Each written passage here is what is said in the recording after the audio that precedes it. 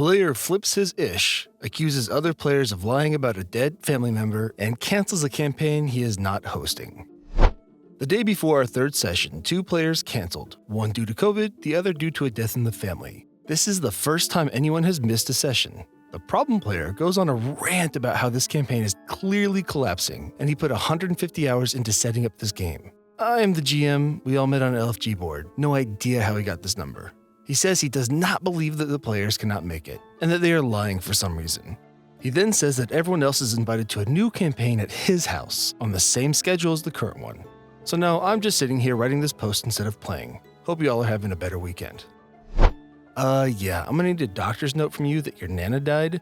I'll need that signed, notarized, and in triplicates. What a douche.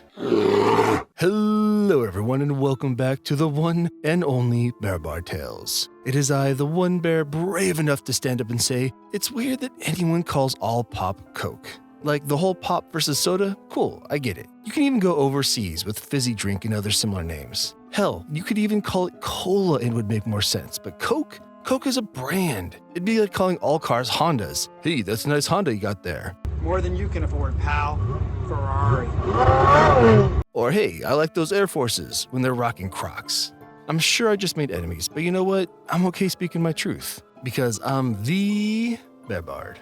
Today we're trying something a little different. I've long been wanting to do an AITA episode, otherwise known as Am I the A-hole? Yes, toned down for sensitive ears. If you're unfamiliar with it, it is a style of Reddit post where the poster will give you a situation where they believe themselves to be in the right, but are asking for opinions. Many times with a very clickbaity title like, I punched my mom in the face and now everyone hates me, but they actually just slapped away a bug or something. Think 2016 storytime YouTubers. Today's examples all surround the RPG table. I will be judged by myself and all of you. Every story I love hearing from you guys, but today especially I look forward to hearing what all of you think on the situations.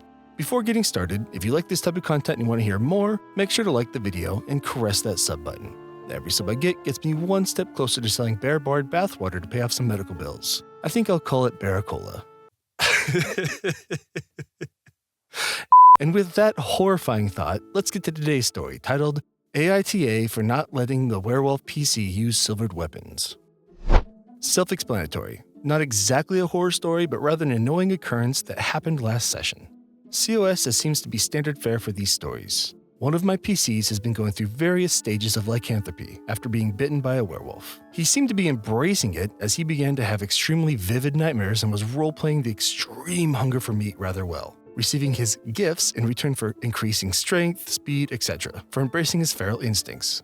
However, during the last session, during a battle, he attempted to attack the monster with his silvered rapier, and I described a searing pain that coursed through his body as he came into contact with the weapon, forcing him to drop it to the ground. At the mention of this, he became obviously annoyed and frustrated, arguing that his attack should go through. I said no, that the inability to touch silver was a fair trade-off for the benefits that he received, and that it makes sense for lycanthropes to lack the ability to wield weapons made out of the very metal that they were weak to. He kind of just mumbled something under his breath and shut down for a bit.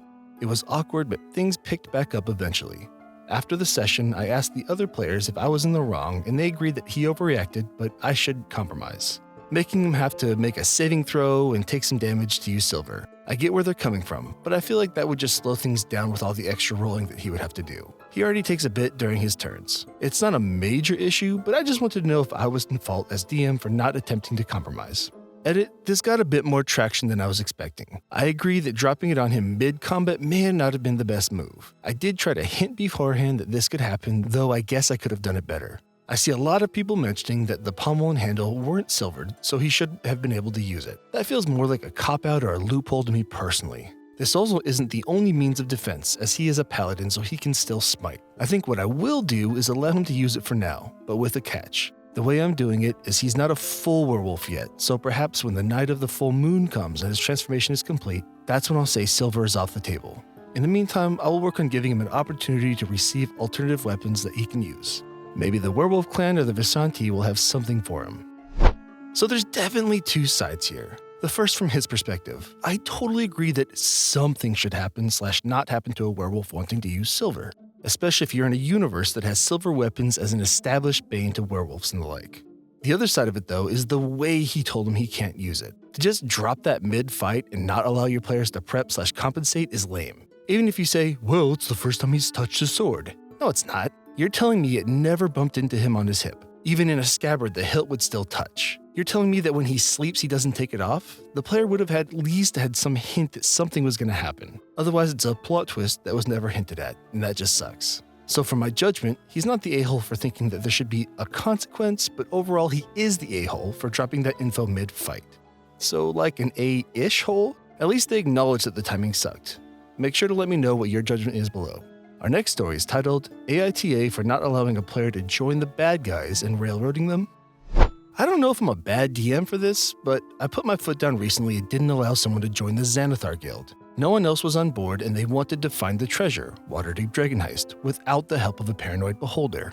Since the party clashed with the Xanathar before, I know it would lead to party conflict and tons of issues that could potentially end the whole campaign, as I've read in previous RPG horror stories. I even told them if they went through with this, they would become an NPC.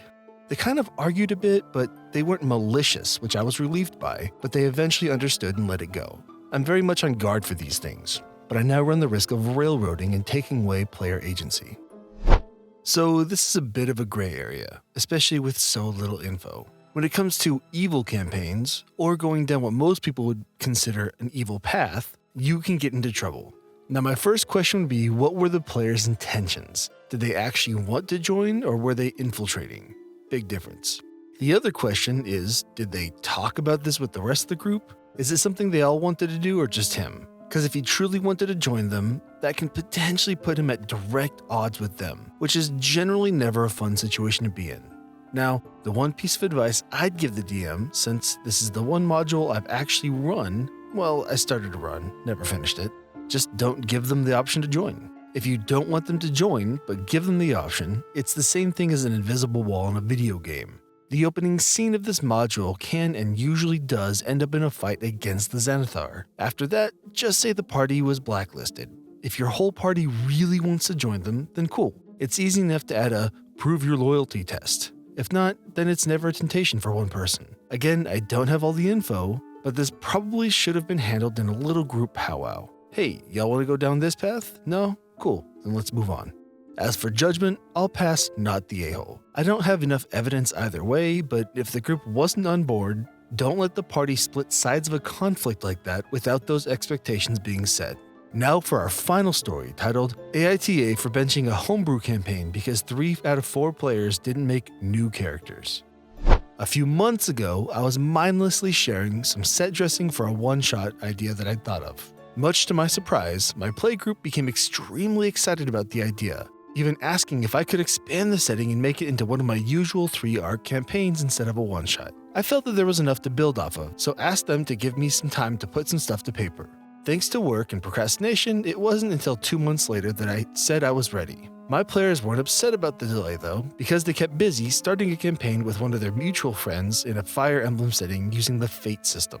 The day came to start making characters and possibly explain away the how/why everyone knows each other.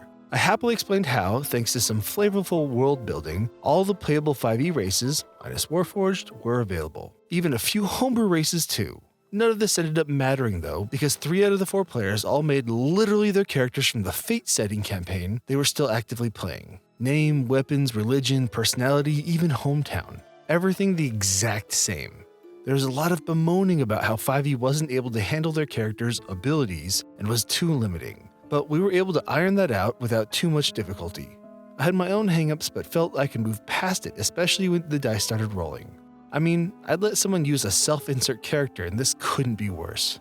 That was until the day of session 1, where a couple of people in the group said they were excited to start playing their character's isekai spin-off. I don't know what snapped in me, but part of me just felt like if it's an isekai they want, then that's what they'll get. I put my notes aside and instead put an ad-libbed, half-assed adaptation of what I can remember of a furry porn game